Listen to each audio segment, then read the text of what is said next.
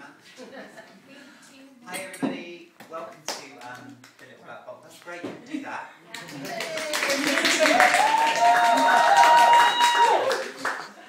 Thank you so much for coming out tonight to see the top two films that you voted the top two cult movies of Bristol's favourite. Number 2, Serial Mom, and number 1, Blade Runner. We're going to have a little break in between, which will dictate just enough to get a drink, have a drink, get some more drinks into Blade Runner, go to the toilet, etc., etc. I'm just going to introduce each film very briefly. Last September, I do mean really briefly, honestly. Maybe we're here last night thinking, last September, when we screened Pink Flamingos, Serial Mom got a round of applause just by mentioning it. Therefore, I thought it would do quite well. And like I said, it's come second. I cannot pretend to be unhappy about this. I'm thrilled. It is one of my favourite films of all time. I can and sometimes do watch it every day. It's also my uncle's in the audience's favourite film of all time as well. Not to big it up too much. John Waters is my favourite filmmaker. 1946, born in Baltimore. I know some of you are right now thinking he's going to use this as an excuse to show his fucking tattoo again. And I am. I was very graciously introduced to him a couple of years ago. He very graciously signed my arm, as well as the lorry load of stuff I had taken down. And he signed that too, and he was an absolute gentleman. They say you shouldn't meet your idols. Well, if anyone can introduce David Lynch, I need him for that arm, and I need Sharon Stone for that shoulder. So if anybody can help out, that would be great. The first film I saw of Waters was Hairspray. Now this was his first respectable movie in 1987. Of course, the last film starring his muse, Divine, Ricki Lake, in her debut film performance. It was turned into a Broadway musical in 2001. It's itself turned into a film a couple of years ago. It's actually taken Waters to new levels of fame. His 1990 film Cry Baby was still a period piece. I'm not that keen on it. I've only seen it a few thousand times. It was Serial Mom. When I saw Serial Mom for the first time, I went absolutely nuts on Waters. I'd read both of these books, and I wanted to see his early films. I didn't know anything about, for example, his huge following in the gay community. I knew it appealed to my sense of humour, and, you know. Okay, these early films have made John Waters the cult movie maker par excellence. He creates one of the most distinctive worlds in US cinema, and that's true of his later movies as well. These were, well, what can I say, the Sultan of Sleaze, the Prince of Puke, the Pope of Trash, the B.T. Barnum of scatology. John Waters is known for his bad taste. But like he says, there's good bad taste and bad taste. Now, it wasn't until I moved to Bristol that I was ever going to see any of these early movies. And it wasn't until 2001, when you could import them from America on DVD, that you could see them uncut. Now, I'd seen Pink Flamingos, obviously the most notorious, loads of times. I got the new version, got the uncut version, and even so was going... And I knew what was in it. So yeah, you don't see an actor convincingly playing a woman eat dog shit.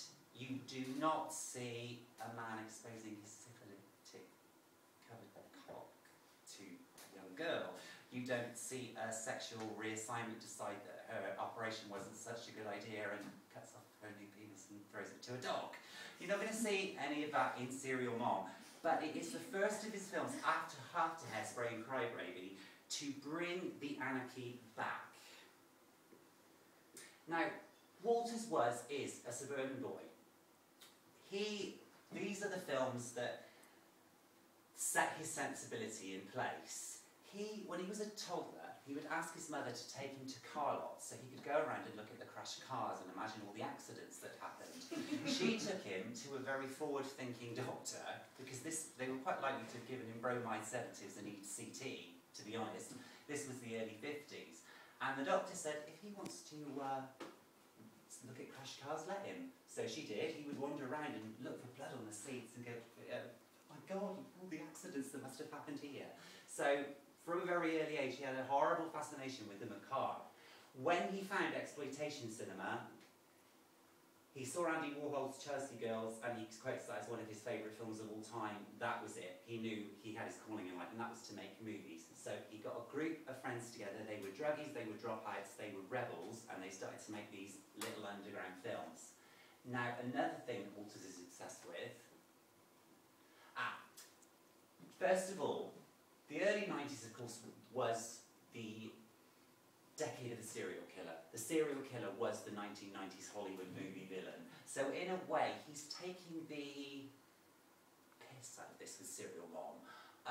What he's actually doing is, it's a satire, like so many of his movies are, on how killers become famous. It was very much that decade, like the media will affect what you do. Now, it's the internet that worries the moral guardians of our society. Back in the early 90s, it was movies.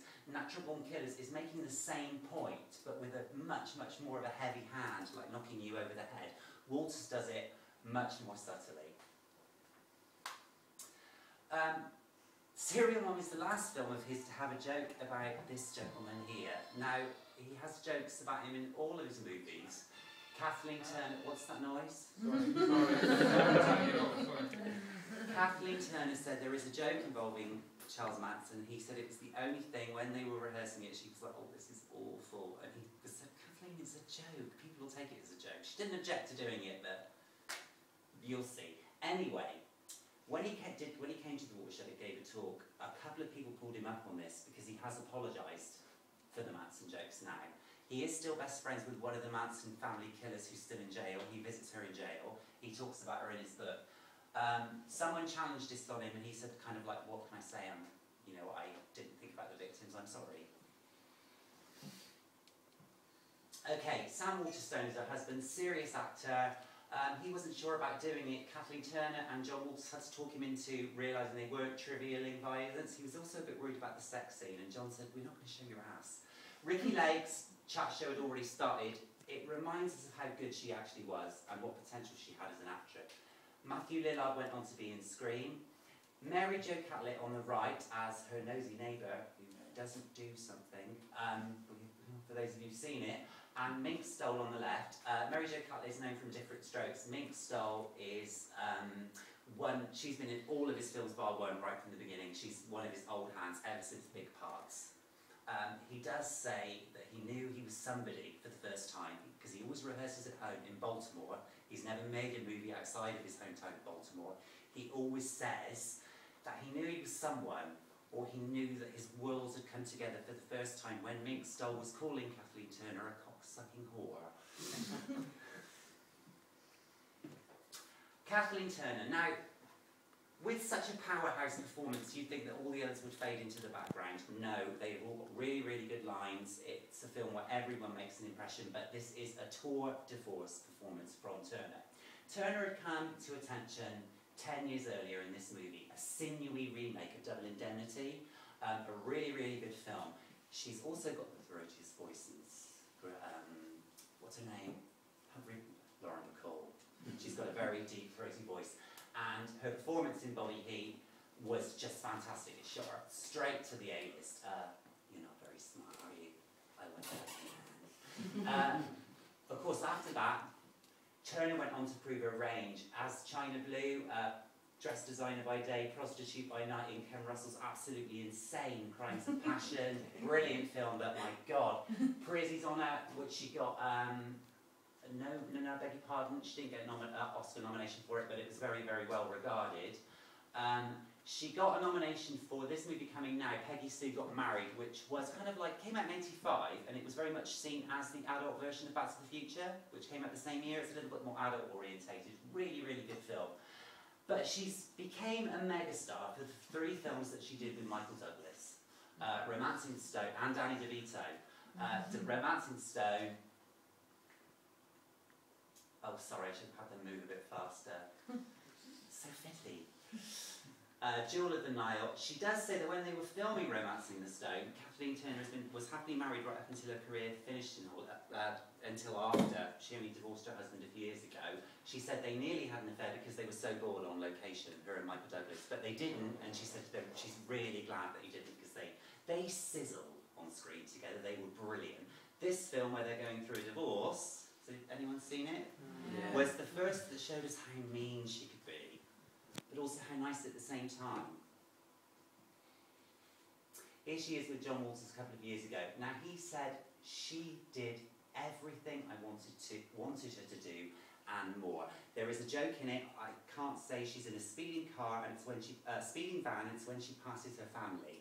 She does something. John Waters said she did it on the day of shooting, and it gets a laugh every time. It wasn't in the script.